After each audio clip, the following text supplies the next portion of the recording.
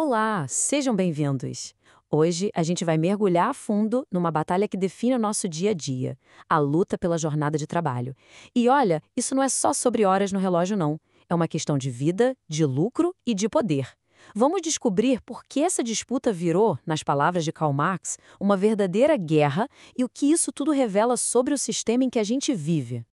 Bom, vamos direto ao ponto. Para Marx, a definição do tempo que a gente passa trabalhando não é nem de longe um acordo amigável, é um campo de batalha. Ele chegou a chamar isso de guerra civil oculta. Sabe por quê? Porque é um conflito constante que acontece todo dia, em todo lugar, entre interesses que são, na sua essência, completamente opostos. E é aqui que a gente vê o coração desse conflito. Pensa assim. De um lado, tem a biologia. O corpo humano tem um limite. Ele precisa descansar para sobreviver, para poder voltar a trabalhar no dia seguinte. É um limite físico, simples assim. Do outro lado, a gente tem a lógica do capital, uma força que, por natureza, não conhece limite nenhum. O único objetivo dela é crescer, se valorizar, não importa o custo. A metáfora que o Marx usa aqui é nossa, é poderosa e muito precisa. Ele não está dizendo que o capital se parece com um vampiro. Não, ele afirma que o capital é trabalho morto que age como um vampiro, se alimentando do trabalho vivo. Essa imagem captura perfeitamente a essência de um sistema com uma sede que não acaba nunca, pelo tempo e pela vida dos trabalhadores.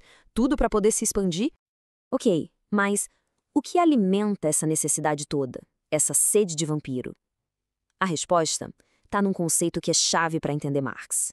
O lucro não aparece do nada. Ele é extraído do que ele chamou de mais-valor. O conceito central nessa nossa batalha de hoje é o tal do mais-valor absoluto. A lógica é bem direta, na verdade. O lucro vem de fazer o trabalhador produzir por mais tempo do que o necessário para pagar o próprio sustento. Vamos ver na prática como isso funciona. Pensa que o dia de trabalho se divide em duas partes, como a gente vê aqui. A primeira é o que Marx chama de trabalho necessário. É o tempo que a pessoa trabalha para cobrir o próprio salário. Agora, todo o resto do dia, a segunda parte, é o mais trabalho. É tempo de trabalho não pago que vira lucro direto para o capitalista. Cada minuto a mais na jornada é um minuto a mais de lucro puro. Simples assim. E isso, gente, não era só teoria, não. A análise do Marx se baseia em relatórios oficiais do governo britânico, documentos que mostravam a realidade nua e crua das fábricas do século XIX. A teoria encontrava sua prova nas histórias reais de exploração. Pois é. Sem leis para impor um limite, essa busca pelo mais-valor absoluto chegou a extremos inacreditáveis.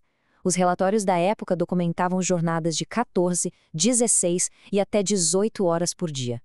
O sistema estava, literalmente, devorando a vida das pessoas. O custo humano dessa lógica toda fica muito claro em histórias como a da Mary Ann Walkley, uma jovem costureira que se tornou um símbolo trágico de tudo isso. Ela morreu com 20 anos de idade depois de trabalhar por 26 horas seguidas para preparar vestidos para um baile. O laudo do legista foi direto ao ponto: morte por excesso de trabalho. E o caso da Mary, infelizmente, não era uma exceção. Os relatórios que o Marx cita pintam um quadro de exploração sistêmica. Crianças exaustas, trabalhadores dormindo no chão da fábrica, a morte prematura era vista como algo rotineiro. A situação chegou num ponto tão extremo, tão autodestrutivo, que a sociedade foi obrigada a reagir. E não foi por bondade, não. Foi por puro instinto de sobrevivência. E esse ponto aqui é crucial. As leis que limitam a jornada de trabalho não foram um presente dos patrões. Elas foram uma reação, uma medida de defesa para impedir que a própria força de trabalho fosse completamente destruída pela exploração. A luta pelo tempo se tornou um verdadeiro cabo de guerra, como a gente pode ver nessa linha do tempo. Quando uma lei limitava a jornada nas fábricas, o capital rapidinho encontrava uma brecha. Uma das mais famosas foi a tal da fabricação domiciliar, que nada mais era do que transferir o trabalho para locais sem fiscalização, onde a exploração continuava correndo solta. É exatamente por isso que a jornada de 8 horas, que hoje parece tão normal para a gente, não tem nada de natural. Ela foi uma conquista. O resultado de décadas de luta, de greves, de muito sacrifício. É um marco histórico, não uma condição que sempre existiu. Mas afinal, qual é o legado disso tudo? Por que essa batalha histórica continua sendo tão relevante hoje em dia e o que ela revela sobre a natureza do capitalismo? Bom, essa luta toda expõe o DNA do capital. Ela revela que a essência dele é transformar tempo de vida em lucro. Mostra que o sistema não tem um freio interno, um limite moral. Ele precisa ser contido por forças externas. E nos lembra que um dia de trabalho normal é, na verdade, uma conquista histórica, uma espécie de trégua numa batalha que, no fundo, nunca termina. O que nos leva à pergunta final. Essa guerra pelo nosso tempo realmente acabou ou ela só mudou de forma?